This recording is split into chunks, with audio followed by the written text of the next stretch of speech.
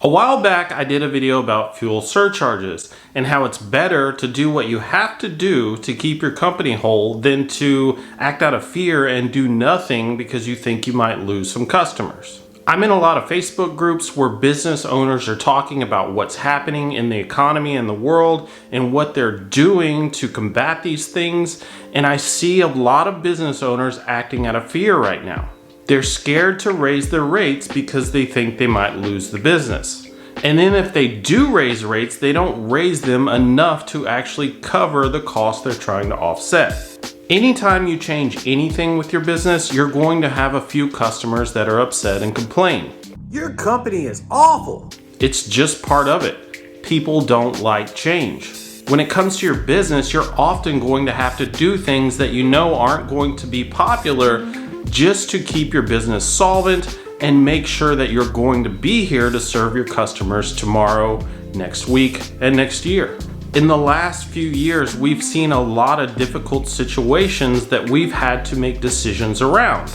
A couple of years ago, there was a worldwide pandemic and everybody was in lockdown. So you may have had to shut your business down and just not operate for an extended amount of time.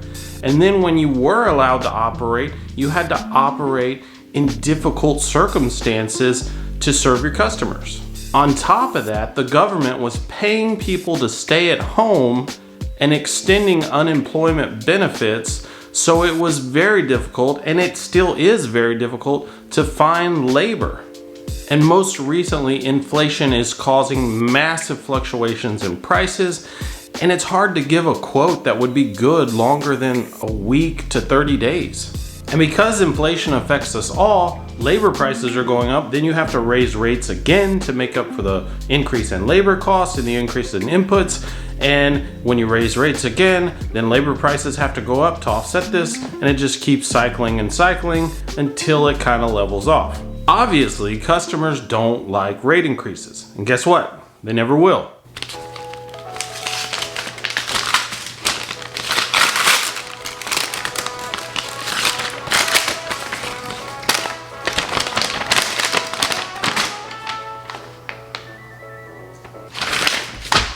They raise their rates again. However, you don't want to be the other guy. The other guy is the guy that never raised rates, and over time, he doesn't have enough money to maintain his equipment or keep good employees, and eventually he just slowly bleeds out and has to go out of business.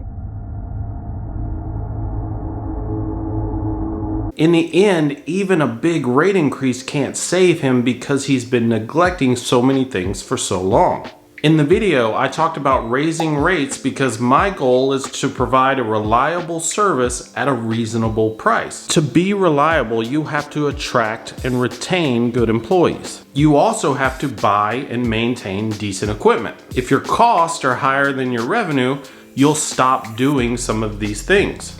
The second part of that is the fair price. A fair price doesn't mean a cheap price. A fair price just means that your price is comparable to your competition. If my competition is charging $30 a month for a service and I'm charging $20 a month for a service, either I'm not charging enough or I have a huge competitive advantage that allows me to do it much, much cheaper. But even then, you would be cheap in comparison. I'm not trying to be cheap. I'm trying to be fair and reliable. Cheap companies go out of business. Reliable companies seem to always be there. So in the video, I talked about how you need to raise your rates when costs go up so that you can provide a reliable service at a fair price. However, since releasing that video, I've lost about half of my customers because of the rate increases I did. After raising my rates, the phones are ringing off the hook with customers wanting to cancel their service.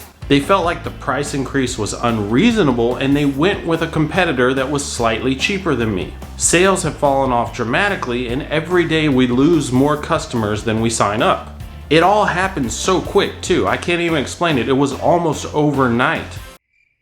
Obviously, I'm joking. On the date of releasing that video, I had 4,009 customers. Now I have 4,113 customers. So in 2 months, I added a little over 100 customers. Historically, we've added about 100 customers a month. However, I'm getting to the point where we have really saturated the area that we operate in, and 50 customers a month is more in line with what we're doing now.